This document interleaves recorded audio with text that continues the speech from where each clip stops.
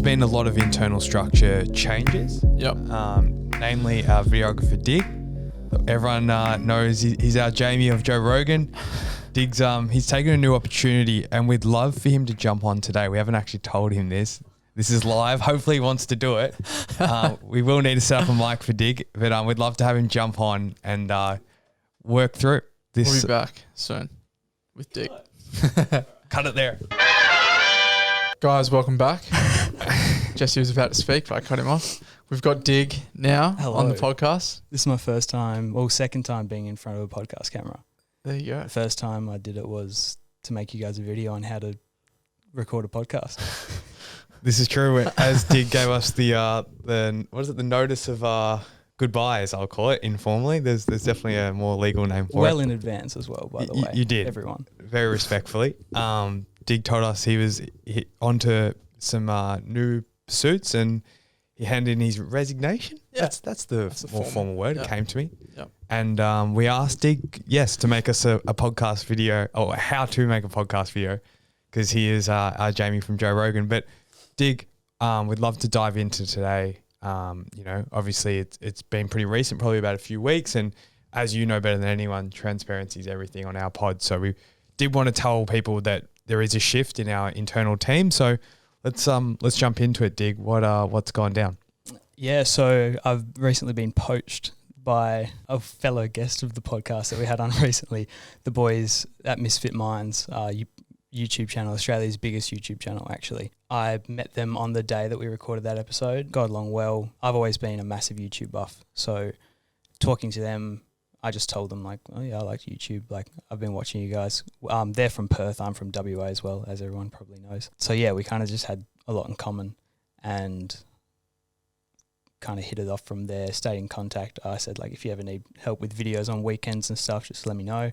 I'll be there. And then, they hit me up to do a prank on Laserbeam in Fitzroy, which was hilarious. I was perched up in a window of a fashion store for an hour and a half just watching Laserbeam and Chad, Anything for Views, sitting there having lunch, no audio, didn't know what they were saying, didn't know what was going on, but I was having a good time doing it. And then, just good fun. So you would say YouTube's always been like your dream or your driver? Yeah. I started out making videos on iMovie. I used to make little short, funny movies. I used to make action trailers. People who know about iMovie trailers will know exactly what I mean. I started off doing those and then moved into Call of Duty montages when I was in my early teens. There it is. Quick scoping, whatever I could get my hands on, whatever clips I could farm. Was never really good at playing the game, so I'd spend hours trying to get a good clip. It kind of just evolved from there. That's when I started editing, and that kind of led me into having the knowledge to actually build a career for it. Yeah, I remember when you came on, what was nearly a year ago, which time absolutely does fly. And Dig just said to us, I love YouTube, and that's a huge part of what I do, and my aspirations. Is very transparent with us about that. With that said, Dig, when you did give us the good word just last about a fortnight ago now, it definitely was a bit of a shock to Jack and I. We've been on this journey with you, and we love you as a mate and as a colleague. And we've grown so much, I think, and not in terms of analytics, but in terms of like people and in terms of this colour plane baby, if you will. It's more like a 747 than a smaller jet plane. It's starting to take shape. So it's a Boeing. It was a Boeing. And and you were a massive part of this, Dig. And I think that's why we want to have you on right now, just to let the listener know from day one when you came into this, 10 square meter room that's pretty much a shoebox, and gave us your role and flew interstate. It's the least we could do to have you on, and we want to send you off in a way as well, and know that it's done really respectfully. And we're going to absolutely stay in touch, continue to work on small projects if time permits. Of course. I'll double down on that. Just really happy and grateful that you picked up your life from WA and came across and took a bet on two young naive guys.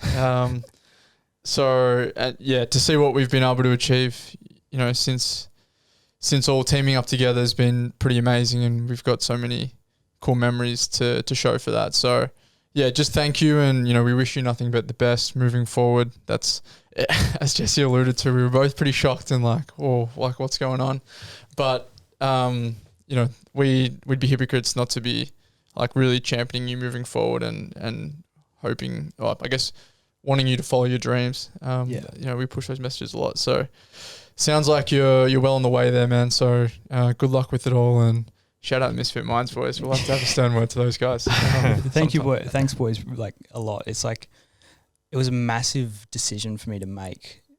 In the first place, even coming over here was a massive decision. But then again, making the decision to move on from what we're doing at the moment was a massive decision. So it's like one massive decision leads to another, and I couldn't be more grateful for all the opportunities I've had here, and to be able to help you and help me help you kind of thing. It's like been a great dynamic for pretty much the best part of a year.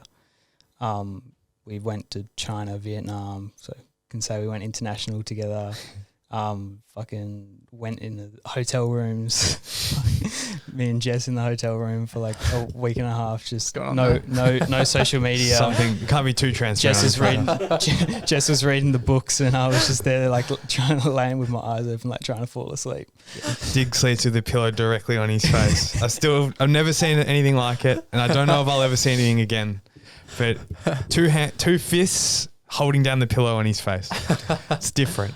I should maybe try and fall asleep like that, because I don't notice that I do it. I try to fall asleep like normally, but then I end up just doing that. So. Just the old self-suffocation. Yeah. It's a different method. I think having a bit of like constriction on my breath keeps me like keeps me going. You're an absolute character, and I think you have insane, like the level of maturity that you brought as a 19-year-old when you came, and Jack and I had to ask ourselves every day, like, is this kid actually 19? Because we remember ourselves at 19, and we weren't flying around the world, you know, with a 30 kilo bag of cameras and backup batteries, and you know, you were just an absolute, just like a family member in this team, and you were there from day one, and that'll never change. So Dig, we just really want to thank you, and it's been again like a short but long kind of like journey in a sense.